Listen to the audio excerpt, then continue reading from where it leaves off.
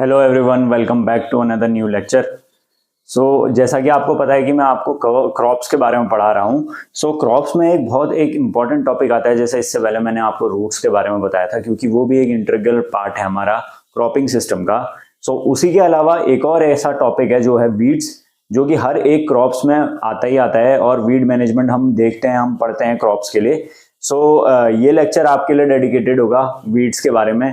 मैं कोशिश करूंगा कि इसमें आपको वीड्स के बारे में लगभग हर एक इंफॉर्मेशन दे दूं, ताकि जब भी मैं आगे अगला कोई क्रॉप कराऊं, जैसे मैंने अभी तक आपको राइस, मेज और शुगर केन कराया, वहां तीनों में वीड्स आए थे। आपको एक आइडिया रहे पहले से कि हाँ भाई कि किस टाइप का वीड्स होते हैं और कैसे ये आगे आगे हम इसका मैनेजमेंट वगैरह सीखेंगे। ठीक है। तो आज के लेक्चर में हम देखेंगे कि वीड्स क्या होते हैं और कितने टाइप के वीड्स होते हैं और उनका मैनेजमेंट कैसे करा जाता है। शुरू करते हैं आज का लेक्चर। सबसे पहले वीड्स के बारे में देखेंगे। वीड्स को हिंदी में कहते हैं खरपतवार। ठीक है। कि फर्स्ट कल्टीवेटेड जो क्रॉप थी हमारी, वो थी हमारी बार्ले, जिसको हम जौ भी कहते हैं। ठीक है। सबसे पहले जौ को हमने डोमेस्टिकेट करा था, और उसके अलावा हमने वीट को डोमेस्टिकेट करा, राइस को डोमेस्टिकेट करा। करते करते ऐसे करके हमने बहुत सारे ऐसे प्लांट्स थे जिनको हमने डोमेस्टिकेट करा, जिससे हमें लगा कि हाँ भाई इससे हमें खाना पीना मिल सकता है, जिससे हमें अनाज मिल सकता है। हमने उन्हें उगाना शुरू करा, जो भी वाइल्ड यानी जंगल में जो नेचर में प्रेजेंट था, हमने वहां से उसको करना शुरू करा। ऐसे में जो वीड्स थे, ये वीड्स उसी टाइम में वैसे ही हमारे पौधों के साथ, जो हमारी आज के टाइम की जो हमारी क्रॉप्स थी, उस टाइम में क्या था, वीड्स तब भी थी और आज भी हैं। बस फर्क सिर्फ इतना है कि ये जो खरपतवारें हैं, जो वीड्स हैं, ये उस टाइम पे जंगली थी, ये हमारे किसी काम की नहीं थी, तो हमने इसको डोमेस्टिकेट नहीं करा। और जो हमारे डोमेस्टिकेटेड वेराइटीज, जो भी हमारे क्रॉप्स थे, उसको हमने, जो हमारे खाने पीने के काम में आते, जिससे हमें अनाज मिलने वाला था, उनको हमने डोमेस्टिकेट कर लिया। बट प्रॉब्लम यह हुई कि जब हमने जो भी खरपतवार थी उनको अलग करके, जो हमारे काम की घासें नहीं थी उसको अलग करके, सिर्फ उन्हीं पौधों को या पेड़ों को लिया जो हमारे काम आ सकते थे, उनके साथ हमने क्या करा, उस टाइम पे सैनिटाइजेशन ना होने की वजह से हमने कुछ ऐसे घासें थी जो हमारे क्रॉप्स के साथ हम अपने फील्ड में ले आए, जो कि बहुत ज्यादा जहरीली थी, बहुत ज्यादा खतरनाक थी, जिसकी वजह से, जिसके साथ हम आज भी जूझ रहे हैं। ठीक है। बात करेंगे वीड्स के ऊपर। वीड्स वही पौधे हैं, these are the plants which grow where it is not desired.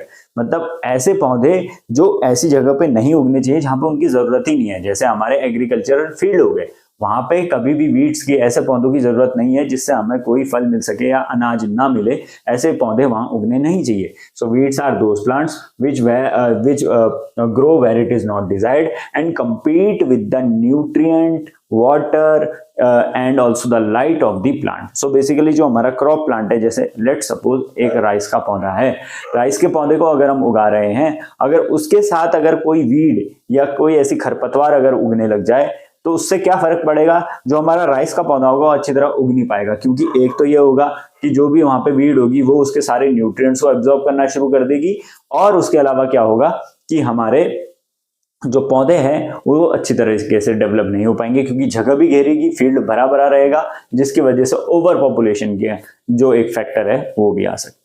जैसा हमारे धरती में भी होता है कि जैसे जैसे हमारी पॉपुलेशन बढ़ते जा रही है, वैसे वैसे इंसानों को क्या हो रहा है, खाने की कमी महसूस होने लगी है। यही चीज हमारे फील्ड में भी अप्लाई होती है कि जैसे जैसे अगर पॉपुलेशन हमारे फील्ड में बढ़ेगी, चाहे फिर वो क्रॉप की पॉपुलेशन हो, यानी फसल की पॉपुलेशन हो, यानी फसल की संख्या हो, या हमारे वीड यानी खरपतवार की संख्या हो, उसकी वजह से क्या होगा, हमारे जो फील्ड है, जो हमारा खेत है, उससे हमारे जितने भी न्यूट्रिएंट्स हैं, मिनरल्स हैं, वाटर की सप्लाई है, लाइट की सप्लाई है, वो कम होना शुरू हो जाएगी।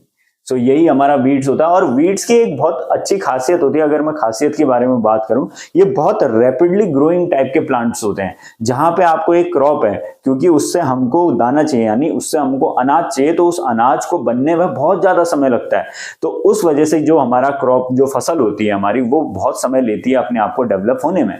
लेकिन वहीं पे जो वीड्स होते हैं, इनका कोई काम तो होता नहीं है। इनका बस एक काम होता है कि ये उगेंगे और उसके बाद अपने जो सीड होते हैं यानी बीज होते हैं वो डेवलप करेंगे, और उसके बाद ये नष्ट हो जाएंगे, खत्म हो जाएंगे। बस इनके दो फेज चलते हैं, यानी उगना और सीड को डेवलप करना और फिर उसके बाद नष्ट हो जाना यानी खत्म हो जाना। तो वीड्स क्या होता है, बहुत रैपिडली ग्रोइंग होते हैं और इनके इसी क्वालिटी की वजह से क्या होता है कि किसी भी फील्ड में अगर ये लग जाएं तो बहुत जल्दी जो न्यूट्रिएंट होते हैं और स्पेस होती है और लाइट होती है, ऐसी सारी चीजों का अपटेक करना ये बहुत जल्दी शुरू कर देते हैं। ठीक है, नाउ जेंटरथुल एक हमारे साइंटिस्ट थे जिन्होंने क्या करा था, फादर ऑफ हमारे जिसको हम बोलते हैं वीड साइंस बोलते हैं, जिन्होंने बहुत सारी चीजें हमारे बहुत सारा काम हमारे वीड्स के ऊपर करा था। तो जिसको बहुत सम्मानित साइंटिस्ट है हमारे जेंटरथुल। इन्होंने ही एक और चीज थी जिसका नाम है टिलेज। टिलेज का भी आविष्कार इन्होंने ही करा था। टिलेज यानी जो भी हम अपने खेत में खुदाई करते हैं और ये सारी चीजें जो आज की मॉडर्न टिलेज इक्विपमेंट या मशीनरीज हैं उसमें जेंटरथुल का बहुत बड़ा योगदान है। ठीक है, नाउ उसके बाद एक टर्म आता है हमारा वीडीनेस। सो वीडीनेस क्या होता है, जब हमारे खेत में बहुत ज्यादा मात्रा में अबंडेंस ऑफ वीड्स होने लग जाता है उसको हम कह देते हैं वीडीनेस। या खेत में हो या हमारे एनवायरनमेंट में हो यानी एरिया में हो, होता है ना कि घरों में भी बहुत ज्यादा कहीं पे घासें उग जाती हैं आपके फील्ड में, गार्डन से घासें उगते उगते आपके बरामदे तक और पूरे एरियाज में आपकी दीवारों तक में उगने लग जाती हैं, तो वो हमारा क्या कहलाता है, फैक्टर। वो फैक्टर कहलाता है हमारा वीडीनेस। ठीक है, तो वो फैक्टर है हमारा वीडीनेस। नाउ वीड्स की स्टडी करने के लिए हमने क्या करा, वीड्स को बहुत सारी कैटेगरीज में बांट दिया, क्योंकि वीड्स क्या थे, बहुत मतलब जितने आपके क्रॉप्स नहीं है उससे डबल मात्रा में आपके वीड्स आते हैं। सो वीड्स को हमने कैटेगराइज करा ताकि हम पहचान पाएं कि किस जगह का कौन सा वीड है और किस टाइप का ये वीड है। वीड्स की लाइफ साइकिल भी होती है जो कि हम आगे लेक्चर में डिस्कस करेंगे। सो पहले हम डिस्कस करते हैं इनकी कैटेगरीज, आखिर ये किस किस कैटेगरीज में फॉल करते हैं। सबसे पहले आता है हमारा एलियन वीड। ये एलियन वीड से मतलब ही समझ में आ रहा है कि एलियन मतलब होता है जो इस धरती का नहीं है या कहीं और जगह का है, उसको हम एलियन कहते हैं। वैसे ही एलियन वीड्स क्या होते हैं, किसी भी एरिया में, जैसे मैं अभी देहरादून में रह रहा हूं, अगर देहरादून में कोई वीड आ रखी है, अगर वो एलियन वीड होगी तो वो देहरादून की वीड नहीं होगी।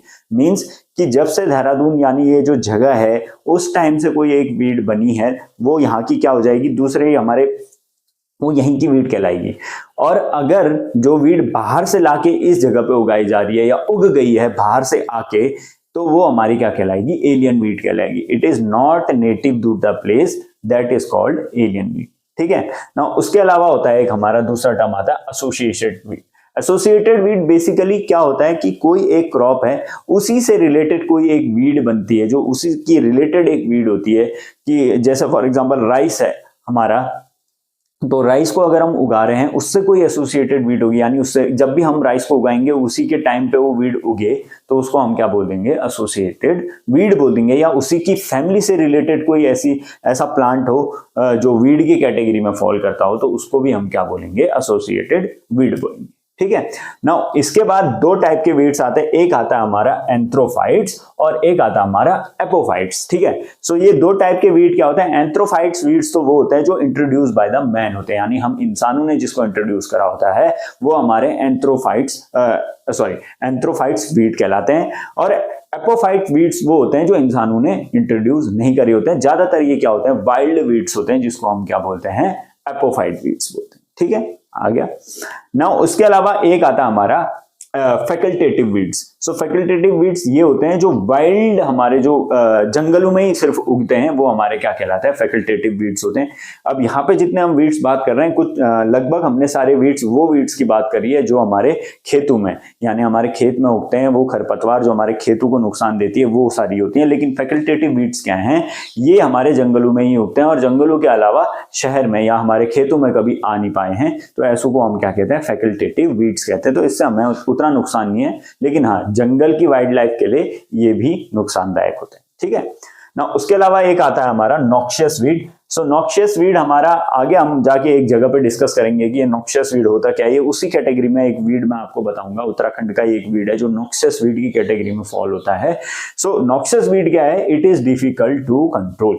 सो जो वीड्स बिल्कुल ही खत्म हो चुकी है, जिसको कंट्रोल करना बिल्कुल मुश्किल हो चुका है, सो उसको हम कहते हैं नॉक्शियस वीड। और इसके ऊपर क्या है कि बहुत सारे रिसर्च भी चाहिए होती है अपने जो वीड्स है उनको कंट्रोल करने के लिए, जो कि वर्थ इट नहीं होता है, क्योंकि वीड्स बहुत जल्दी अपनी मॉर्फोलॉजीज बदलते रहते हैं, अपने आप को डेवलप करते रहते हैं। जितना हमारा क्रॉप है, नेचर वाइज जितना क्रॉप अपने आप को डेवलप नहीं कर पाता है, उससे डबल तेजी से वीड्स बिना किसी साइंटिफिक हेल्प के नेचुरली बहुत ज्यादा अपने आप को डेवलप करते रहते हैं। ठीक है ना। उसके अलावा आता है हमारा ऑब्जेक्शनेबल वीड्स। सो ऑब्जेक्शनेबल वीड्स ये होते हैं, फॉर एग्जांपल जैसे आपने कोई एक क्रॉप अपने खेत में बो दी, लेट सपोज राइस आपने बो दिया, और राइस के साथ आपके हाथों से गलती से क्या हो गया कि कोई एक दूसरे क्रॉप के 2-3 बीज आपके राइस के साथ मिक्स हो गए और आपके खेत में उगने लग गए। सो उसको हम क्या बोलेंगे, ऑब्जेक्शनेबल वीड बोलेंगे, कि किसी का जो बीज होता है वो कभी आपके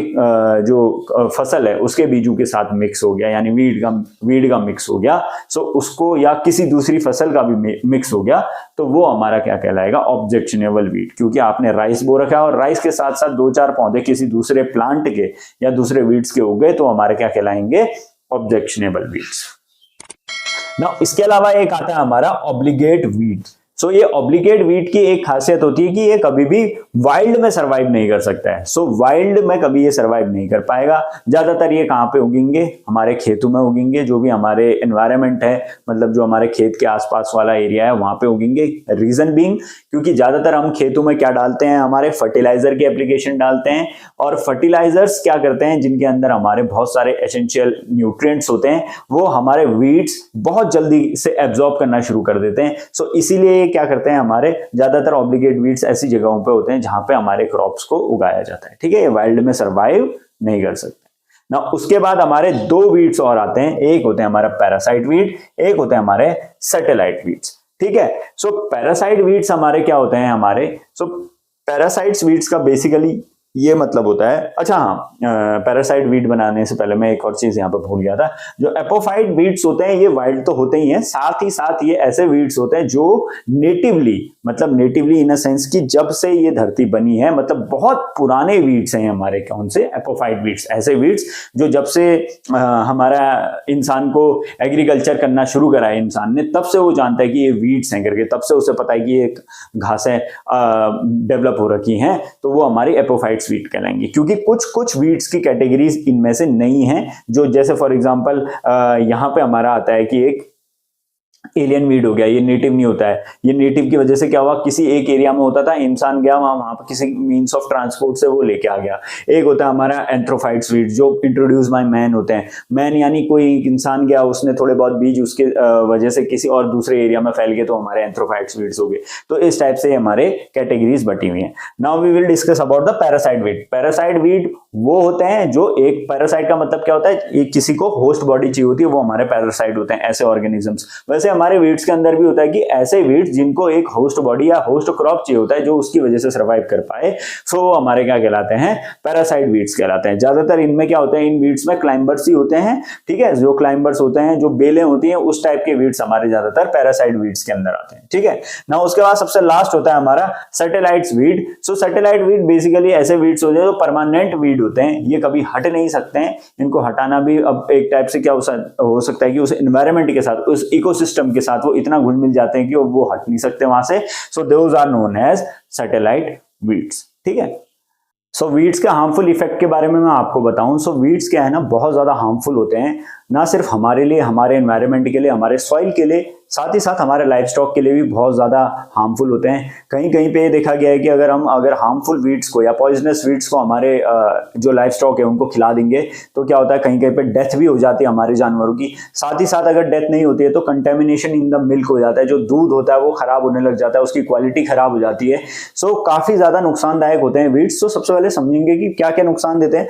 द क्रॉप यील्ड रिडक्शन में सबसे ज्यादा हमारे नुकसान देते हैं हमारे वीड्स। जो क्रॉप्स की यील्ड होती है हमारी, उसको रिड्यूस कर देते हैं। ऑब्वियसली जब वो उगेंगे हमारे फील्ड में, तो हमारा एरिया घेरेंगे, न्यूट्रिएंट्स को ले लेंगे, जिसकी वजह से जो ग्रोथ है हमारे पौधे की वो रुक जाएगी। और जो हमारा पौधा, जो हमारा जो प्लांट है, जो क्रॉप है हमारा, जो हमारा 100% पोटेंशियल अपना दे सकता था फील्ड में, वो हमारा कहीं ना कहीं 60 to 70% दे के रह जाता है, और जिसकी वजह से जो यील्ड होती है वो कम हो जाती है। साथ ही साथ हमारा जो कॉस्ट ऑफ कल्टिवेशन है वो हमारा इंक्रीज हो जाता है। कॉस्ट ऑफ कल्टिवेशन यानी जब भी हम कल्टिवेट कर रहे हैं, यानी जो भी हम हम फसल लगाने से पहले प्रैक्टिसेस कर रहे हैं, वो सारी चीजें हमारी बढ़ जाएंगी। इन बिटवीन भी जो भी हम चीजें करते हैं, जैसे हम वीड कंट्रोलिंग चीजें करते हैं, हम हर्बिसाइड्स का छिड़काव करते हैं, खरपतवार नियंत्रण के लिए जो भी सारी चीजें हम करते हैं, उसमें हमारा पैसा खर्च होता है, और वो उसकी वजह से हमारा क्या होता है, कॉस्ट ऑफ कल्टीवेशन इंक्रीज हो जाता है। सो इसके अलावा क्या होता है, क्वालिटी रिडक्शन होता है ऑब्वियसली, जो मैंने अभी आपको बताया थोड़ी देर पहले कि ग्रेन की क्वालिटी भी रिड्यूस हो जाती है, और साथ ही साथ हमारे जो लाइफ स्टॉक है, लाइफ स्टॉक के अंदर जो भी उनकी दूध की क्वालिटी है, जो मिल्क की क्वालिटी है, वो भी रिड्यूस हो जाती है due to the harmful effects of weeds. तो ये आप याद रखेंगे। और उसके अलावा हमारा जो इरिगेशन होता है, इरिगेशन में भी ये बहुत ज्यादा नुकसानदायक करता है, क्योंकि जो वाटर चैनल्स हम बनाते हैं, जो भी पानी देने के लिए, वाटर अप्लाई करने के लिए हम वाटर चैनल्स वगैरह बनाते हैं, सो उसमें क्या होता है, वो उन वाटर चैनल्स में हमारे वीड्स वगैरह उग जाते हैं। और इसकी वजह से एक क्या होता है, जो मैं आपको लास्ट में समझाऊंगा कि डिससेमिनेशन ऑफ वीड्स, यानी वीड्स कैसे फैलते हैं, उनमें से एक कारण ये भी है कि ये उन्हीं वाटर चैनल्स में वीड्स उग जाते हैं, और जब ये डेवलप हो जाते हैं तो इनके जो बीज होते हैं वो पानी के साथ बहते हुए हमारे फील्ड तक पहुंच जाते हैं, और फील्ड में वापस ये उगना शुरू कर देते हैं, जिसकी वजह से और ज्यादा डेडली हमारा क्या हो जाता है, वीड्स हो जाता है क्रॉप्स के लिए। अब उसको कंट्रोल करने के लिए हम क्या करेंगे, उसके बाद केमिकल्स वगैरह का यूज करेंगे, जिसकी वजह से हमारी सॉइल की हेल्थ खराब होगी। तो वीड्स बहुत ज्यादा हमारे हार्मफुल होते हैं एनवायरनमेंट के लिए भी, और एक फार्मर के लिए तो जो वीड होता है ये दुश्मन होता है, ठीक है। उसके अलावा हमारे सॉइल की हेल्थ को भी खराब करेंगे। जब आप किसी सॉइल से रैपिडली इंक्रीज ऑफ न्यूट्रिएंट्स होगा, जब रैपिड अपटेक ऑफ न्यूट्रिएंट्स वगैरह होगा, तो उसकी वजह से क्या होगा, हमारा जो सॉइल होगा वो कहीं ना कहीं बहुत ज्यादा उसकी जो हेल्थ होगी वो खराब होने लग जाएगी, क्योंकि सॉइल को भी अपने जो न्यूट्रिएंट्स हैं, मिनरल्स हैं, इन सारी चीजों को रीगेन करने के लिए टाइम चाहिए होता है, जो कि हमारे वीड्स बिल्कुल नहीं देते हैं, क्योंकि वो उग जाते हैं और इतना ज्यादा उनकी लाइफ साइकिल इतनी रैपिड होती है कि जो हमारा सॉइल होता है वो रिगेन होने में, यानी अपने आप की हेल्थ को रिगेन करने में भी हेल्पफुल नहीं रह पाता। नाउ इसके साथ साथ हमारे कुछ बेनिफिट इफेक्ट्स भी होते हैं हमारे वीड्स के। सो सबसे पहले हमारे बेनिफिट इफेक्ट्स में अगर हम आए तो सॉइल कंजर्वेशन हमारा होता है बेसिकली। अगर आप कहीं पे, आपका कहीं फील्ड है और आपने उसमें अगर अपनी फील्ड में अगर क्रॉप्स नहीं उगा रखी हैं, अगर वहां पे वीड उग जाता है तो उसके वजह से क्या होगा, सॉइल कंजर्व होगा। सॉइल जो सन की जितनी हार्मफुल रेज होती हैं आपके सॉइल को खराब नहीं करेंगी। साथ ही साथ अगर बरसात के टाइम में आपने अपने फील्ड में कुछ नहीं लगा रखा है लेकिन आपकी फील्ड में वीड्स उग रखी हैं, तो ये जो इरोजन होता है वो उसको बहुत ज्यादा कंट्रोल करती हैं।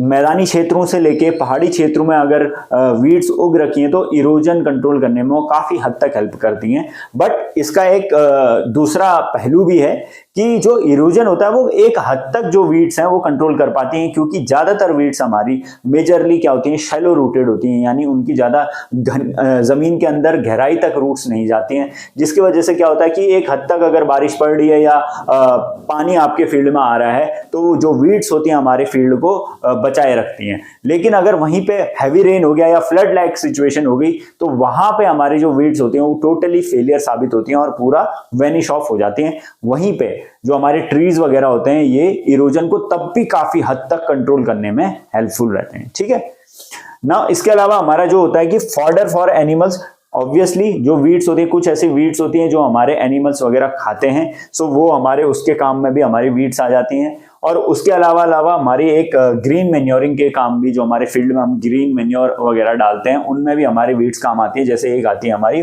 वाइल्ड इंडिगो, तो वो हमारे काम आ जाती है कि एज अ ग्रीन मैन्योर हम उसको अपने फील्ड में यूज कर लेते हैं ना। उसके अलावा हमारा field condition of the soil बताने के लिए भी एक natural field condition of soil हमारे वीड्स बता सकते हैं। देखिए, जिस फील्ड में जितने ज्यादा वीड उगेंगे ये समझ लीजिए उस फील्ड की उतनी बढ़िया हेल्थ है अभी, और जिस फील्ड में अगर वीड भी नहीं उग रहे हैं तो ये समझ लीजिए कि उस फील्ड की जो सॉइल हेल्थ है वो बिल्कुल डिग्रेड हो चुकी है, बिल्कुल खत्म हो चुकी है। क्योंकि और दूसरा जो वीड के टाइप होते हैं वो भी डिसाइड करते हैं कि आपके सॉइल के अंदर किस टाइप की अभी तक न्यूट्रिएंट अवेलेबिलिटी है या नहीं है, ठीक है ना। उसके अलावा हमारा आता है एक लैंडस्केपिंग, यानी सजावट के काम में भी हमारे वीड्स आते हैं, जो कि आज के टाइम में हम मॉडर्न सोसाइटी में रह रहे हैं और हर घर में आपको एक लॉन वगैरह मिलेगा तो वहां पे आप ज्यादातर वो घास देखते हो वो वीड ही है, बस वो लैंडस्केपिंग के काम आ रही है तो बहुत अच्छी लगती है। जैसे हमारे जो क्रिकेट फील्ड होते हैं, फुटबॉल फील्ड होते हैं, जितने भी प्ले ग्राउंड्स होते हैं वहां पे भी वीड्स ही इस्तेमाल होती हैं, वो वीड ही हैं, बस वो घास हैं। सो लॉन ग्रास बोलता है, कोई कुछ बोलता है। जैसे कि एक एग्जाम्पल हमारा सैनाडोन डक्टालॉन, पहाड़ में इसको दूब भी कहते हैं सैनाडोन डक्टालॉन को। सो ये एक टाइप का हमारा वीड है जो कि हमारा लैंडस्केपिंग में काम आता है, जो कि लॉन्स वगैरह में हमारा बहुत ज्यादा यूज करा जाता है वहां पे, ठीक है नाउ इसके बाद हम अगर डिस्कस करें हार्मफुल इफेक्ट के बाद हम डिस्कस करते हैं इसका, एक टर्म आता है हमारा क्रॉप वीड कंपटीशन। ठीक है, सो एक टर्म बहुत ज्यादा पूछा जाता है, वो है हमारा क्रॉप वीड कंपटीशन। ये बहुत ज्यादा वीड जब आप पढ़ रहे होते हो तो उसमें आता है हमारा what is crop weed competition. So crop weed competition होता क्या है कि जो भी हमारे वीड है, हमारे जो क्रॉप के साथ कॉम्पीट करते हैं for the space, light, moisture and nutrient, so उसको ही हम क्या कहते हैं, it is a crop weed competition. यानी क्रॉप्स और वीड्स के ऊपर जब अवेलेबल न्यूट्रिएंट है उसके लिए जब कंपटीशन होने लग जाता है फॉर देयर ग्रोथ, वो हमारा कहलाता है क्रॉप वीड कंपटीशन। सो जो क्रॉप वीड कंपटीशन में हमारा आता है फॉर न्यूट्रिएंट्स, न्यूट्रिएंट्स के लिए हमारा जब कंपटीशन होने लग जाता है, और उसमें क्या होता है कि मैंने जैसा आपको बताया कि वीड्स बहुत ज्यादा इनके अंदर क्वालिटी होती है कि किसी भी चीज को ऑब्जॉर्व करने की। सो एक हमारा वीड आता है एमरैंथस। सो एमरैंथस स्पीशीज है तो ये 3% ज्यादा नाइट्रोजन अपटेक करती हैं किसी भी क्रॉप से। तो आप सोच सकते हो कि कितना ज्यादा इनका रैपिड जो है अपटेक ऑफ न्यूट्रिएंट है यहाँ पे। और उसके अलावा मॉइस्चर के लिए हमारे आता है for the competition of moisture, एक हमारा वीड आता है साइनोडोन डेक्टालोन, जो कि हमारा 2x मॉइस्चर ज्यादा यूज करता है राइस से, राइस की उसमें बहुत ज्यादा होता है। सो 2x ज्यादा मॉइस्चर हमारा अपटेक करने लग जाता है जो भी हमारा प्लांट है, जो क्रॉप है उसके ज्यादा। तो आप सोच सकते हो कि अगर ये साइनोडोन डेक्टालोन हमारे फील्ड में हो गया तो जो भी अवेलेबल मॉइस्चर होगा तो ये ज्यादा अब्जॉर्ब कर लेगा और उसकी वजह से हमारा जो दूसरा जो मेन क्रॉप है हमारा वो क्या हो जाएगा, फेल हो जाएगा ना। उसके अलावा लाइट है, ऑब्वियसली लाइट के लिए भी हमारा जो ब्रॉड लीव्स होते हैं, जो ज्यादा चौड़े पत्ते वाले जो हमारे वीड्स होते हैं, वो क्या करते हैं, ज्यादा लाइट को अट्रैक्ट कर लेते हैं अपनी तरफ। और जो हमारा क्रॉप्स होता है, अगर वो सीडलिंग स्टेज में जस्ट अपनी फील्ड में निकलना अभी शुरू हुआ और उसके ऊपर अगर ज्यादा ब्रॉड लीव, ज्यादा चौड़े पत्ते वाले वीड्स वगैरह उगने लग गए तो क्या होगा, उस जो प्लांट है उसको अपनी लाइट नहीं मिलेगी। और लाइट कितना ज्यादा फोटोसिंथेसिस प्रोसेस के लिए जरूरी होती है ये आप सभी को पता है ना। इसके अलावा हमारा स्पेस होता है, स्पेस के लिए भी हमारे बहुत ज्यादा जो वीड्स हैं वो कॉम्पीट करते हैं, लेकिन इसमें दो फैक्टर आते हैं, एक आते हैं हमारे C3 प्लांट, एक आते हैं हमारे C4 प्लांट।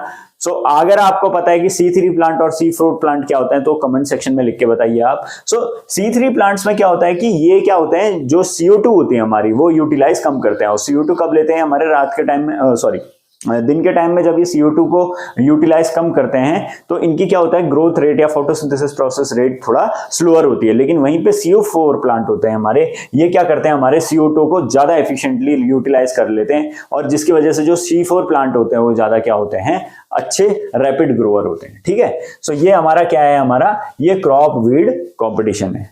नाउ इसके बाद आता है हमारा classification of weeds. So classification of weeds में हमारे बहुत सारे टर्मिनोलॉजीज आती हैं। अब एक एक करके उन टर्मिनोलॉजीज को डिस्कस करेंगे हम। सो क्लासिफिकेशन ऑफ वीड्स में हम डिस्कस करें तो जस्ट लाइक हमारे जो क्रॉप्स होते हैं उसके ही जैसे हमारे क्या होते हैं, हमारे वीड्स भी होते हैं। सो वीड्स के अंदर भी लाइफ साइकिल होती है। सो बेस्ड ऑन लाइफ साइकिल हमारे लाइफ स्पैन के अंदर हमारे 3 टाइप के वीड्स आते हैं। एक होते हैं हमारे एनुअल, एक होते हैं हमारे बाइनियल, और तीसरे होते हैं हमारे पेरेनियल। सो एनुअल वीड्स हमारे क्या होते हैं, जो 1 साल का जिनका लाइफ स्पैन होता है, और क्या होता है, इनका प्रोपोगेशन ज्यादातर किससे होता है, सीड से होता है। सो हमारे क्या कहलाते हैं, एनुअल वीड्स कहलाते हैं। इनमें एग्जांपल आता है, एक हमारा आता है चिनोपोडियम एल्बम और एक आता है हमारा बोहरा विया। ठीक है, एक आता है हमारा चिनोपोडियम एल्बम और एक आता है हमारा बोहरा विया। ठीक है, तो ये हमारे वीड्स हो गए, एनुअल वीड्स के एग्जांपल्स हैं हमारे। नाउ बाइनियल वीड्स वो होते हैं जो हमारा जिनका वेजिटेटिव ग्रोथ हमारी 1 साल की होती है, और ये क्या करते हैं, अपने जो लाइफ साइकिल के जो सीड्स होते हैं वो सेट कर लेते हैं नेक्स्ट टाइम के लिए, यानी अगले 1 साल के लिए वो सीड भी सेट कर देते हैं। सो हमारे क्या बन जाते हैं, वो हमारे बाइनियल वीड्स बन जाते हैं। सो इसके उसमें एग्जाम्पल है हमारा डॉकस कैरोटा, हमारा एक एग्जाम्पल है हमारे वीड का। ठीक है, ना उसके अलावा हमारा आता है पेरेनियल वीड्स। सो पेरेनियल वीड्स के बारे में बात करें तो ये सबसे डेडलीस्ट वीड होते हैं और इनका लाइफ स्पैन लंबा हो सकता है, मोर देन 2 इयर्स भी जा सकता है। ठीक है, और इनका ना प्रोपोगेशन बहुत वेरियस टाइप से होता है हमारा, या तो हमारा सीड के थ्रू प्रोपोगेट करेंगे, या रूट के थ्रू करेंगे, या ट्यूबर्स के थ्रू करेंगे। So different part of the plant से ये हमारे क्या कर सकते हैं, प्रोपोगेट कर सकते हैं। इनका कंट्रोल भी बहुत ज्यादा मुश्किल होता है ड्यू टू इट्स प्रोपोगेशन, जो इनकी क्वालिटी होती है उसकी वजह से। नाउ इसके एग्जांपल से एक है हमारा साइप्रस रोटेंडस। सो साइप्रस रोटेंडस ज्यादातर हमारा ट्यूबर्स वगैरह से निकलता है, और उसके अलावा क्या है हमारा कॉन्वोल्वस आर्वेंसिस जो हमारी रूट से निकलती है। सो ये हमारे क्या हैं, एग्जांपल्स हैं किसके, पेरेनियल वीड्स के। ना बात करें इकोलॉजी के ऊपर, so based on ecology there are 3 types of weeds, wetland weeds, garden weeds and also the dryland weeds. So wetland weeds ऐसे वीड्स होते हैं जो वाटर लॉ कंडीशंस होती है उसके अंदर इजीली सर्वाइव कर जाते हैं। प्रोपोगेशन हमारा किसके थ्रू होता है, इसका सीड्स के थ्रू होता है। एग्जांपल में अगर हम समझे, एक एग्जांपल है इसका एलिप्टा एल्बा। मैं बहुत ज्यादा एग्जांपल नहीं बता रहा हूं, मैं बस एक एक या दो दो एग्जांपल आपको बता रहा हूं, और इसके अलावा अगर आपको कोई भी एग्जांपल पता है इन सारे वीड्स का किसी में, तो आप कमेंट लिखिए और कमेंट में उन वीड्स का एग्जांपल जो नाम है आपको पता वो लिखिए, ठीक है। नाउ एलिप्टा एल्बा हमारा क्या है, वेटलैंड वीड्स है हमारा। नाउ उसके अलावा हमारा आता है garden weeds. So these can not tolerate wetland और हमारा ड्राई लैंड, जो दोनों जो क्वालिटीज होती है ये दोनों टॉलरेट नहीं कर पाती हैं जो हमारी गार्डन वीड्स होती हैं। यानी वाटर लॉक कंडीशन भी ये हमारी क्या होती हैं, वो टॉलरेट नहीं कर सकती हैं, और ड्राई लैंड कंडीशन भी हमारी ये टॉलरेट नहीं कर सकती हैं। सो ऐसे वीड्स हमारे क्या कहलाते हैं, गार्डन वीड्स कहलाते हैं। जैसे हमारा आ गया एक हमारा डाइजीरा आर्वेंसिस, ठीक है, ये हमारा एग्जांपल है किसका, गार्डन वीड्स का। ना उसके अलावा हमारा आते हैं ड्राई लैंड वीड्स। सो ड्राई लैंड से ही आपको समझ में आ गया जहां पे मॉइस्चर की थोड़ी सी कमी है। सो ये क्या होते हैं, ज्यादातर डीप रूटेड सॉइल होते हैं हमारे, ठीक है ना, डीप रूटेड सॉइल होते हैं। और इसके अलावा इसका जो एग्जांपल है हमारा क्या है, आर्जीमोरे मैक्सिकाना, ठीक है। सो ये हमारा एग्जांपल है किसका, वेटलैंड वीड्स का, ड्राई लैंड वीड्स का। नाउ ड्राई लैंड वीड के बाद आते हैं हमारे जो क्लासिफिकेशन होता है based on the soil type होता है, वो डिस्कस करते हैं हम ना। बेस्ड ऑन सॉइल टाइप में हमारे दो तीन टाइप के आते हैं, जैसे ब्लैक कॉटन सॉइल या ब्लैक सॉइल जिसको आप बोल लो। तो ब्लैक सॉइल में जो हमारे वीड होता है उसका नाम है हमारा एरिस्टोलोचिया ब्रैसिकेटा, ठीक है। सो ये हमारा वीड होता है हमारे किसका, ब्लैक कॉटन सॉइल का ना। उसके अलावा हमारे रेड सॉइल के अंदर होता है हमारा कोमेलिना बेंगालेसिस, ठीक है, कोमेलिना बेंगालेसिस। अगर मेरा प्रोनाउंसिएशन थोड़ा सा ऊपर नीचे होगा तो यार देख लेना थोड़ा सा, मेरे को भी साइंटिफिक नेम लेने में थोड़ी सी दिक्कत आती है। सो उसके अलावा एक हमारा जो लाइट सैंडी और लोमी सॉइल्स में हमारे आते हैं ल्यूकस एस्पेरा, ठीक है। सो ल्यूकस एस्पेरा हमारी जो लाइट सैंडी या लोमी सॉइल होते हैं, लाइट सॉइल्स होती हैं, उनमें ज्यादातर हमारे ल्यूकस एस्पेरा नाम का वीड पाया जाता है, ठीक है ना। उसके अलावा हमारे जो लेटराइट सॉइल है, जो लेटराइट सॉइल में हमारा आता है लेंटेना कैमेरा। सो लेंटेना कैमेरा हमारे ज्यादातर जो लेटराइट सॉइल है वहां पे ये लेंटेना कैमेरा हमारा जो वीड है वो पाया जाता है। Now based on the origin अगर हम बात करें, सो ओरिजिन में हमारे दो टाइप के वीड्स आते हैं, एक होते हैं हमारे इंडिजिनस वीड्स और एक होते हैं हमारे एक्सोटिक वीड्स। नाम से ही समझ में आ रहा है, इंडिजिनस यानी जो देश के हैं और एक्सोटिक वो हैं जो बाहर से इंट्रोड्यूस करे गए हैं। सो इंडिजिनस वीड में इंडिया में क्या है, एक है एलैक्पिया इंडिका। सो ये हमारी वीड है जो इंडिजिनस वीड है, और एक्सोटिक वीड में आती है एक हमारी फेलेरिस माइनर, ठीक है। सो ये फेलेरिस माइनर जो है हमारी एक्सोटिक वीड में आती है, और ये वीड हमारी जो नेटिव है हमारी वीट के साथ बहुत ज्यादा रिलेट कर सकते हैं हम। जो हमारी जो वीट है, वीट क्रॉप है हमारा, उसमें बहुत ज्यादा हमारा क्या करता है, इफेक्ट करता है हमारा फेलेरिस माइनर। नाउ इसके अलावा अगर हम आए उसके बाद, नाउ बेस्ड ऑन मॉर्फोलॉजी अगर हम डिस्कस करें तो तीन टाइप के हमारे वीड्स आ जाते हैं। एक हमारे आते हैं ग्रासेस वीड्स, दूसरे आते हैं सेजेस वीड्स, और उसके अलावा आते हैं हमारे ब्रॉड लीव्स वीड्स यानी चौड़े पत्ते वाले। सो ग्रासेस वीड्स में हमारा एग्जांपल आता है साइनोडॉन डेक्टालॉन का, ये हमारे ग्रासेस वीड्स का एग्जांपल है ना। उसके अलावा हमारे आते हैं सेजेस weeds, these are Cyperus rotundus, हमारा सेजेस वीड्स के अंदर आता है वीड का एग्जांपल। और उसके अलावा एक आता है हमारे ब्रॉड लीव्ड वीड, तो ये आते हैं हमारे डाइजीरा आर्वेंसिस, ठीक है। तो ये हमारे ब्रॉड लीव वीड्स का एग्जांपल है। नाउ बेस्ड ऑन स्पेसिफिक फिसिटी की बात करें हमारे की स्पेसिफिक टाइप के हमारे जो वीड्स होते हैं उनके बारे में बात करें हम, तो सबसे पहले आते हैं हमारे पॉइजनस वीड्स, जो हमारे पॉइजन ज्यादातर पॉइजनस कैटेगरीज में आते हैं, जो हमारे जानवरों को भी मार सकते हैं, जहरीले होते हैं काफी। सो उसमें आता है एक हमारा धतूरा फास्टोसा, ठीक है, और उसके अलावा एक आता है हमारा धतूरा मेटल, ठीक है। ये दो टाइप के वीड्स हमारे उसके अलावा हमारा आता है एक पैरासाइट वीड्स।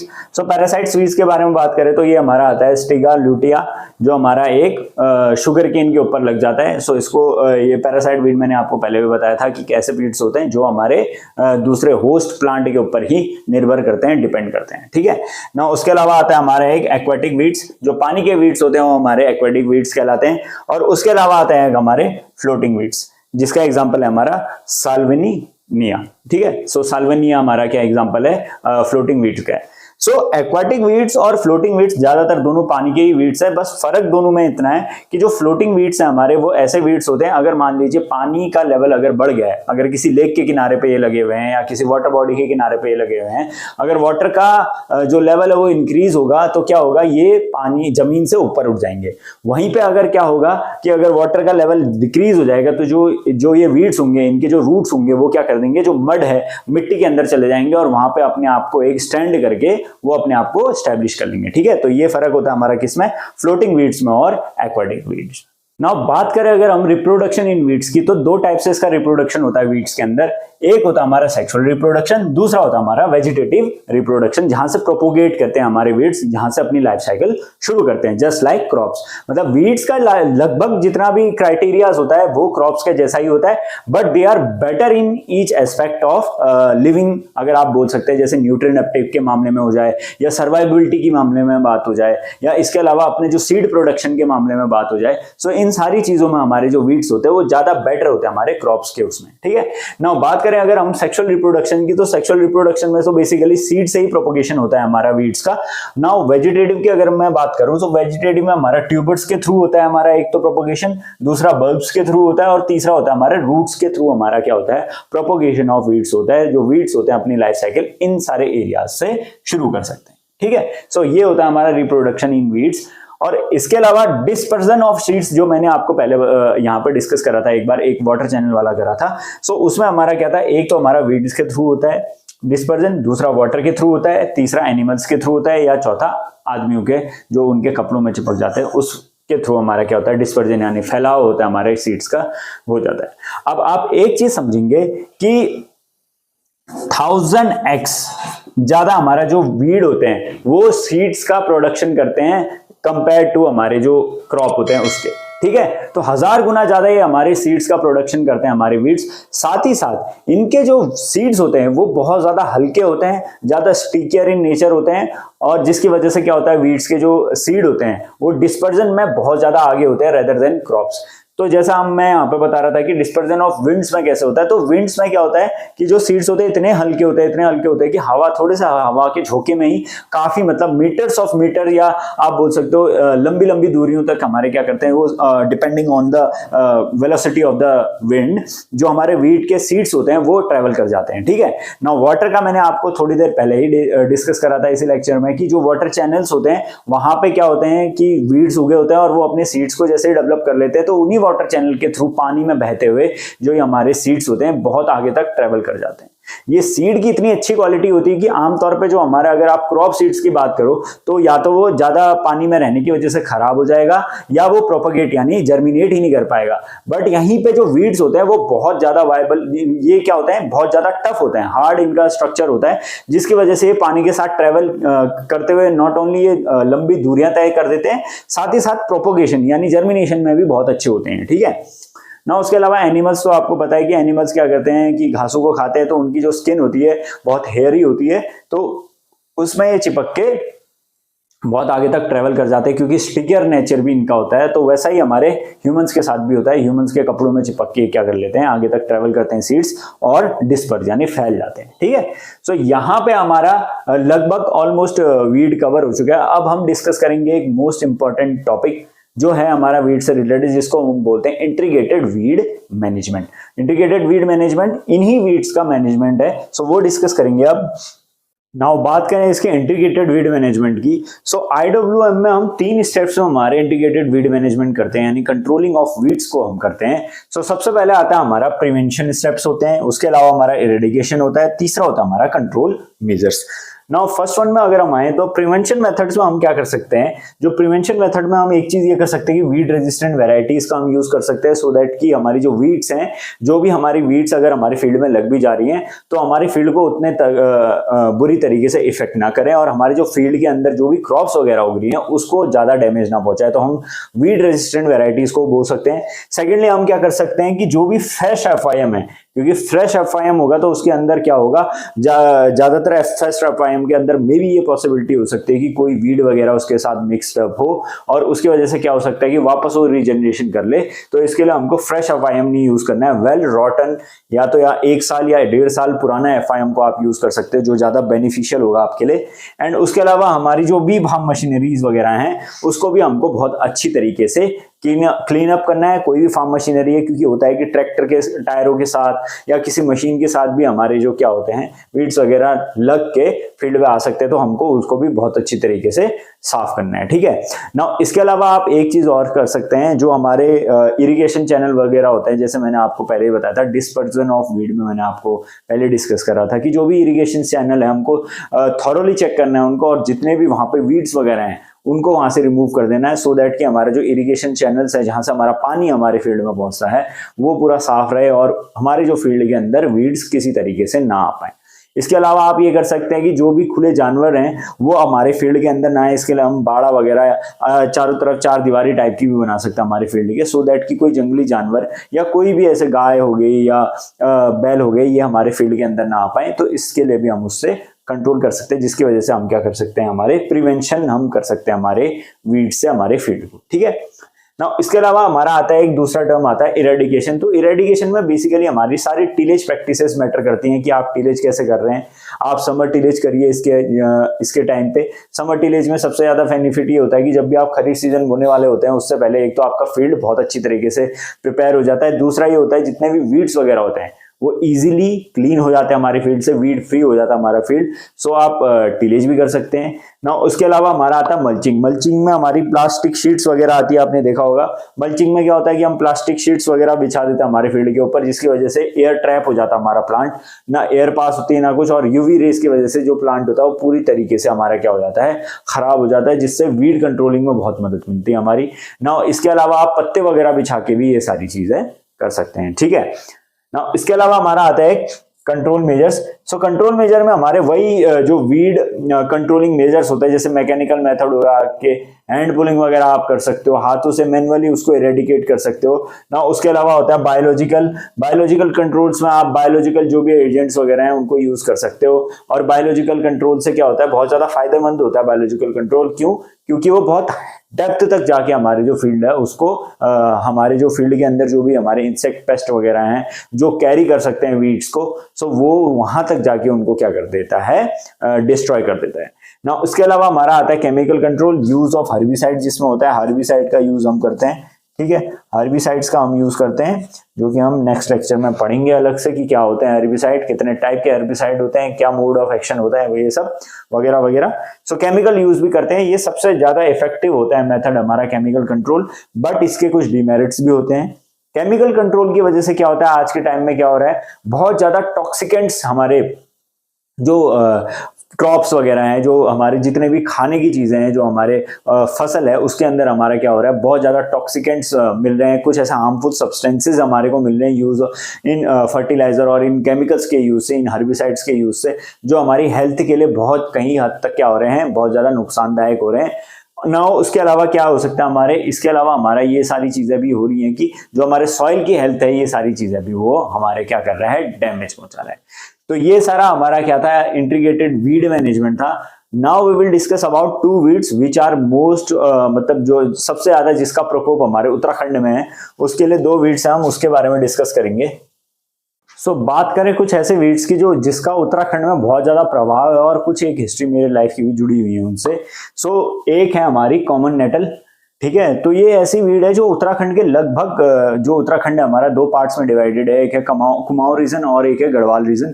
सो ये दोनों रीजन में बहुत ज्यादा अबंडेंस में पाई जाती है, मतलब आपको रास्तों में दिखेगी, ये नदियों के किनारे पे दिखेगी, उसके अलावा रोड्स के किनारे पे दिखेगी, गाँव के किनारे पे दिखेगी। तो जहां जहां पे ह्यूमन बींग रहते हैं या नहीं भी रहते हैं, यानी वाइल्ड में से लेके ह्यूमन जहां तक रहते हैं, उन सारे एरियाज में हमारी जो ये वीड है कॉमन नेटल, ये मिलती है। लेकिन कॉमन नेटल के नाम से उत्तराखंड में नहीं जाना जाता है। सो कुछ ऐसे कॉमन नेम है जिसकी वजह से इसको यहां जाना जाता है। एक है हमारी बिच्छू घास, जिसको हम बिच्छू घास भी कहते हैं। उसके अलावा इसको गढ़वाल में कंडाली के नाम पे जाना जाता है और कुमाऊं रीजन में इसको शिन्ना कहते हैं। जैसे मेरे इलाके में पिथौरागढ़ से बिलोंग करता हूं तो हमारे यहाँ तो इसे सिन्ना कहते हैं। ठीक है, तो यहाँ पे एक फोटो लगी होगी, यहाँ पे आप देख के खुद समझ जाएंगे जो भी उत्तराखंड से हैं कि मैं किस वीड की बात कर रहा हूँ। ठीक है, सो कॉमन नेटल इसको कहते हैं हम, और कॉमन नेटल का साइंटिफिक नेम है अर्टिका डायोका। ठीक है, अर्टिका डायोका है ये एक हमारी वीड है जो ज्यादातर जिसके पत्ते हार्ट शेप के होते हैं। ठीक है, दिल के शेप के होते हैं हमारे, इस टाइप का शेप होता है उनका।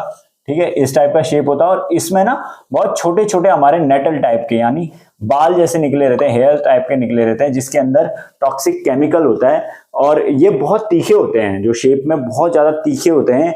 और जब भी ह्यूमन कांटेक्ट या किसी भी सरफेस का कांटेक्ट इसके अंदर आता है, जैसे हमारा ह्यूमन का अगर इसके ऊपर कांटेक्ट आता है, हाथ लगता है, तो ये जो इसके जो निटेल होते हैं, जो छोटे छोटे से हमारे जो सुई जैसे स्ट्रक्चर्स होते हैं, हमारी स्किन से लगते हैं और क्या करते हैं, जो केमिकल होता है उसको रिलीज करते हैं, जिसकी वजह से हमारे पूरे बॉडी में सेंसेशन होती है, इचिंग होती है, खुजली होती है और बहुत ज्यादा झंझनाहट महसूस होती है, जो कि बहुत ज्यादा पीड़ादायक है। जिसने बचपन में इससे मार खा रखी है तो उसको पता होगा ऑलरेडी कि ये कितना भीषण दर्द देती है, क्योंकि मेरा खुद का एक्सपीरियंस है ये, तो मैं बता सकता हूँ आपको कि बहुत ज्यादा दर्द होता है।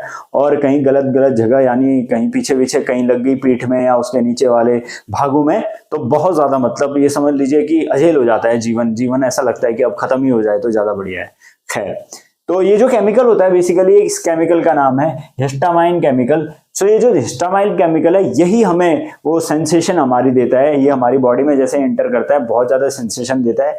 और अनफॉर्चुनेटली कुछ ऐसे केसेस हुए हैं कि पहाड़ में शराब पी के एक दो लोग ऐसे ही किसी जो कंडाली का जो पूरा एक एरिया था वहां पे गिर गए थे, या सिन्ने के, हमारे यहाँ तो सिन्ने का भूड़ कहते हैं उसे, यानी जहाँ पे बहुत सारे जो बिच्छू घास है वो उगे रहती है, सो वहां पे गिर गए थे, जिसकी वजह से उनकी मौत भी हो गई थी। तो ये एक बहुत सीरियस टाइप का वीड है और बहुत ही एक टाइप से इसको जानवर भी डायरेक्टली कंज्यूम नहीं करते हैं, तो बहुत सीरियस वीड है हमारा, है ना। और दूसरा चीज ये है कि इसके इस टाइप के स्ट्रक्चर की होने की वजह से इसका इरेडिकेशन, मतलब इसको हटाना भी बहुत ज्यादा टफ हो जाता है, क्योंकि हमको बहुत ज्यादा प्रिवेंशन लेना पड़ता है, क्योंकि अगर इसका स्टिंग लग गया तो बहुत ज्यादा वो दर्द देता है। ठीक है, अगर हम इसके नेटिव प्लेस की बात करें, सो नेटिव प्लेस ये इसका है यूरोप, अफ्रीका और एशिया। सो यूरोप, अफ्रीका और एशियन कंट्रीज में, जो भी मेरा देख रहे हो भाई एशिया से या यूरोप से कोई अगर मेरा वीडियो देख रहा है हिंदी में, तो समझ जाए कि सिर्फ ना सिर्फ यूरोप में, हमारे एशिया में, बल्कि एशिया में क्या होता है, हमारे उत्तराखंड में हमारा ये जो वीड है ये बहुत ज्यादा आपकी मात्रा में पाया जाता है। नो, इसके अलावा इसके जो एक्सट्रीम कॉजेज में अगर हम जाएं, जो बहुत ज्यादा, अगर फॉर एग्जांपल किसी को बहुत ज्यादा कंडाली का अगर कोई कांटेक्ट में आ गया है या गिर गया है उसके ऊपर, या किसी तरीके से किसी कारणवश किसी के माता पिता ने उसको बहुत ज्यादा प्यार कर दिया कंडाली के साथ, या सिन्ने के साथ उसके साथ बहुत ज्यादा प्रेम दिखाया है, तो हो सकता है कि उसके शरीर में लाल टाइप के छोटे छोटे दाने उग जाएं। और उसके अलावा क्या हो सकता है कि बहुत ज्यादा उसे खुजली लगे, और खुजली के साथ साथ क्या हो, झंझनाहट भी महसूस हो, जो कि दर्द बहुत ज्यादा, मैंने जैसे बताया आपको, असहनीय होता है। यदि आपने कभी ट्राई नहीं कर रखा है तो जीभ लगा के देख लीजिएगा, आपको पता चल जाएगा। खैर, मैंने नहीं करा कभी ऐसा। नाउ उसके अलावा इसके इफेक्ट अगर मैं बताऊं आपको, तो सॉइल के अंदर बेसिक जो वीड के इफेक्ट होते हैं, जो खरपतवार का जो एक हमारा इफेक्ट होता है सॉइल के अंदर, सो बेसिक इफेक्ट हमारा है कि स्पेस और एरिया को ये घेरता है ना। उसके अलावा हमारा अगर हम बात करें क्रॉप के ऊपर, यानी हमारी फसल के ऊपर ये क्या करता है, तो सबसे ज्यादा ये हमारी फसल की जो उपजाऊ शक्ति होती है उसको नष्ट कर देता है, जो हमारा ग्रोथ फेज होता है उसको नष्ट कर देता है, खराब करता है। और उसके अलावा मेरी ईल्ड को, हमारे जो क्रॉप की ईल्ड है उसको भी बहुत ज्यादा डैमेज पहुंचाता है। ठीक है ना। इसके अलावा हमारे लाइव स्टॉक में भी ये क्या करता है, जो हमारा मिल्क का टेस्ट होता है उसको खराब करता है ना। काफी जो मेरे पहाड़ से या उत्तराखंड से लोग अगर देख रहे हैं इस वीडियो को, तो इनके दिमाग में एक सवाल जरूर आएगा कि जो सिन्ना है या कंडाली है, इसका जो हम जानवरों को आमतौर पे इसकी खुराक देते हैं, हम क्या करते हैं, इसको जंगलों से काट के लाते हैं और उसके बाद पानी के साथ, गर्म पानी के साथ इसको मिक्स करके हमारे जानवरों को देते हैं और जानवर इसे आराम से खा लेते हैं। तो क्या वो नुकसानदायक है? किसी केसेस में नहीं है, किसी केसेस में है। वो डिपेंड करता है कि आप किस टाइप से उसकी खुराक को दे रहे हो, किस टाइप से उसकी डोज बना के दे रहे हो। हालांकि जो कंडाली है इसके खुद के कुछ मेडिसिनल बेनिफिट्स भी होते हैं। सो ये डिबेटेबल है कि आपके लिए खराब है या नहीं है, बट वीड है तो कुछ ना कुछ आपके लिए नुकसानदायक तो होगा ही। ठीक है। नाउ इसकी हिस्ट्री पे अगर हम आए, तो हिस्ट्री में जैसा कि अंग्रेजों ने ना सिर्फ हमें ट्रेन और इसके अलावा हमको चाय नहीं दी थी, उन्होंने हमें कंडाली भी दिया था या सिन्ना भी दिया था हमें। तो जो हिस्ट्री थी, हिस्ट्री में अगर हम जाए तो ये ब्रिटिशर्स ही हमारे देश में लेके आए थे। बताओ क्या क्या चीजें लेके आए हैं और हमारे पहाड़ को पूरा बर्बाद करके चले गए। ऐसा ही एक और वीडियो जो उसके बाद हम डिस्कस करेंगे, वो इससे भी ज्यादा भयंकर है और आप लोगों ने देख भी रखा होगा बहुत जगह पे। खैर, नाउ ब्रिटिशर्स इसको लेके आए थे। सबसे पहले इसका मोटिव ये था कि फाइबर प्रोडक्शन के लिए इसको लेके आए थे। पता नहीं कौन से फाइबर ये बनाने वाले थे, आई डोंट नो, बट इसको फाइबर प्रोडक्शन के लिए इंडिया में इंट्रोड्यूस करा था। और पहाड़ में ये कैसे पहुंचा ये मेरे को भी नहीं पता इसकी हिस्ट्री। हो सकता है कोई अंग्रेज अपनी खार में लेके आ गया हो ना। उसके अलावा इसके कुछ मेडिसिनल बेनिफिट्स भी होते हैं, जो मेडिसिनल दवाइयां वगैरह बनती है उनमें भी बनाने के लिए ये यूज करा जाता है। सो ये एक ओवरऑल व्यू था हमारा कॉमन नेटल का। अगर कोई उत्तराखंड से है तो उसको अच्छी तरह पता होगा कि ये इस घास को हम बिच्छू घास या कंडाली भी कहते हैं ना। इसके अलावा एक और एक डेडली वीड है हमारे उत्तराखंड का, जिसको हम अभी डिस्कस करेंगे, जो कि हमारा इस लेक्चर का आज का सबसे लास्ट वीड होगा। तो कॉमन नेटल की तरह एक और वीट है हमारा स्नेक रूट। इसका मेरे को अपने यहाँ का जो उत्तराखंड का मैं हूँ तो वहाँ का जो मेरे को लोकल नेम नहीं पता चला है। मैं यहाँ पे फोटो लगा दे रहा हूँ, आप लोग प्लीज कमेंट सेक्शन में लिख के बताइए कि इसको कॉमनली आपके यहाँ आपके एरिया में क्या कहते हैं। मेरे को कॉमन नेम पता नहीं चला और हिंदी में भी इसका कॉमन नेम पता नहीं चला, लेकिन हाँ दिखने में ऐसा जरूर होता है। और इसका इंग्लिश नाम क्या है? स्नेक रूट है, जिसको हम बोलते हैं एगेराटीना एलासिसीमा। ठीक है, सो ये इसका साइंटिफिक नेम थोड़ा सा डिफिकल्ट टाइप का है। सो कॉमन नेम आप मेरे को कमेंट सेक्शन में लिख के बताइए कि क्या कहते हैं आपके यहाँ, मेरे को नहीं पता अपने यहाँ का। खैर ये भी एक टाइप का ऐसा वीड है जो कि कहा जाता है, अगर मैं इसकी पुष्टि नहीं करूंगा, मैंने कहीं इंटरनेट में बहुत खोजा लेकिन मेरे को यहाँ कहीं पे ऐसा नहीं मिला कि अंग्रेज ही इसको लेके आए। बट ये भी हमारा क्या है, ये हमारा नेटिव वीड नहीं है, ये दूसरी जगह से हमारे देश में इंट्रोड्यूस करा गया था, जिसको हम ऑल्सो क्या बोलते हैं, these are also known as exotic weed. जैसे हमारा कॉमन नेटल है, कॉमन नेटल भी दूसरी कंट्री से हमारे देश में इंट्रोड्यूस करा गया था, तो उसको भी हम क्या कहेंगे, एक्सोटिक वीड्स ही कहेंगे। उत्तराखंड के हर एक कोने में, हर एक रोड के किनारे पे, अपने घर के किनारों पे देख रखी होगी, जो कि अनकंट्रोलेबल है। आप इसको काट के फेंक दो, आप इसको जला दो, कुछ कर दो इसके साथ, ये वापस उगने लग जाती है। क्योंकि पहली चीज इसके अंदर होती है डिसेमिनेशन। इसका डिसेमिनेशन और सीड रेट इतना ज्यादा हाई होता है कि ये इतनी जल्दी फैलती है, आपको पता भी नहीं चलेगा और इतनी जल्दी आपके फील्ड में फैल जाएगी और बहुत ज्यादा डैमेजिंग होती है ये हमारे लिए, हमारे जो फील्ड के लिए और हमारे पूरे एनवायरनमेंट के लिए भी। क्यों? क्योंकि जैसा मैंने अभी आपको बताया कि ये जो हमारी वीड है, ये हमारी क्या होती है, एक टाइप से अगर हम वाइल्ड एरियाज में अगर ये उग रही हैं तो इरोजन वगैरह को भी ये कंट्रोल करती है। हमने पढ़ा है अभी इसी लेक्चर में। बट इसका जो रूट सिस्टम होता है ना, वो इतना शैलो रूट सिस्टम होता है, इतना हल्का रूट सिस्टम होता है कि थोड़ी सी बारिश में भी ये पौधा क्या होता है, टूट के गिर जाता है, जिसकी वजह से ना ये मिट्टी के काम का, ना ये पहाड़ के काम का, ये किसी काम का पौधा नहीं है। बस ये नुकसान करने के लिए पैदा हो रखा है और कुछ नहीं। इसको जानवर नहीं खाते हैं, कोई एक जानवर इस जो प्लांट है, ये वीड है, इसको कभी कंज्यूम नहीं करता है। सो ये एक बहुत बड़ा डिसएडवांटेज है हमारे लिए। और इसका जो कंट्रोल है, मतलब आप हर चीज लगा लीजिए, this is probably non controllable type of weed. So ये क्या है, एक पेरेनियल वीड है हमारा।